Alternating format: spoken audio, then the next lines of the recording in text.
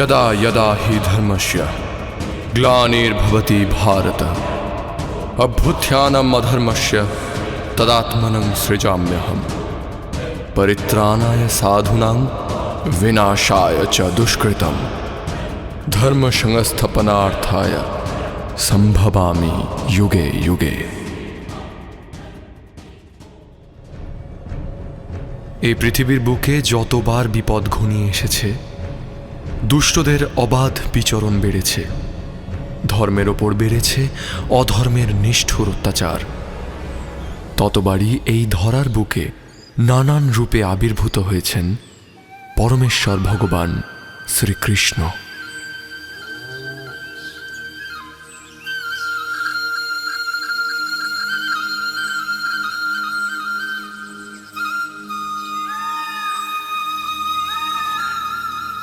কখনো তিনি ভক্তবৎসল শ্রী নৃসিংহরূপে অত্যাচারী রাজা হিরণ্যকশিপুকে বধ করেছেন, তো কখনো মর্যাদা পুরুষোত্তম শ্রীরামচন্দ্র রূপে রাবণকে, আবার কখনো বা স্বয়ং শ্রীকৃষ্ণ রূপে কুরুক্ষেত্রের রণাঙ্গনে পাণ্ডব পুত্র অর্জুনের রথের সারথি হয়ে সমগ্র যুদ্ধ পরিচালনা করেছেন এবং ধর্মের পুনঃপ্রতিস্থাপন করেছেন। পুরাণ মতে এই যুগের শেষেও ভগবান কল্কি আবির্ভূত হবেন এবং সমস্ত অধর্মের বিনাশ করে ধর্মকে পুনঃপ্রতিষ্ঠিত করবেন। আমরা এখন যে যুগে বাস করছি তার নাম কলিযুগ, যে যুগের বয়স মাত্র ৫,০০০ বছর। হ্যাঁ, ঠিকই শুনেছেন, মাত্র ৫,০০০ বছর। কারণ এই যুগের আয়ু প্রায় ৪,৩২,০০০ বছর। এখন আমরা আছি এই যুগের সূচনা লগ্নে, তা সত্ত্বেও অন্তিম পর্যায়ের অর্থাৎ ঘোর কলিযুগের বেশ কিছু খারাপ লক্ষণ এখনই সুস্পষ্ট।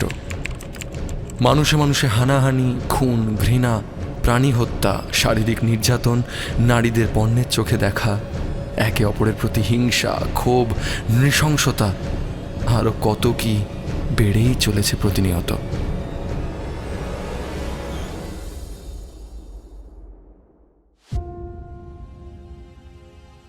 এর কি কোনো প্রতিকার নেই? নেই এই সব কিছুর বাইরে গিয়ে একটা সুন্দর পৃথিবী গড়ে তোলার রাস্তা? এসবের শেষ তাহলে কোথায়? আমি একজন শিল্পী। শিল্প আর বিনোদনের বাইরেও এই সমাজের প্রতি আমার বেশ কিছু কর্তব্য আছে।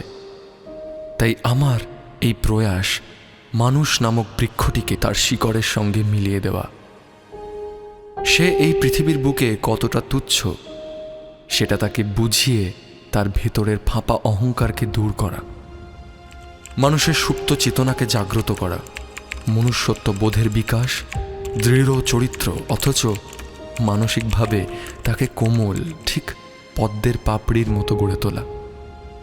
পরমেশ্বর ভগবানের কাছে নিজেকে সম্পূর্ণরূপে সমর্পণ করাই হবে আমাদের লক্ষ্য। এছাড়া আমরা উপায়হীন।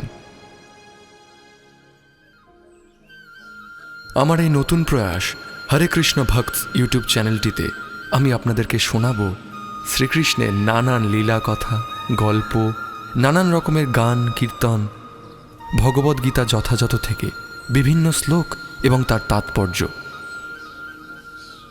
ধর্ম কেবল মন্দিরে নয়, ধর্ম আমাদের চরিত্রে, কাজে, শিক্ষায়, জীবনে সব জায়গায় সমানভাবে যেন উজ্জ্বল প্রকাশ পায়, এটুকুই হবে আমাদের লক্ষ্য।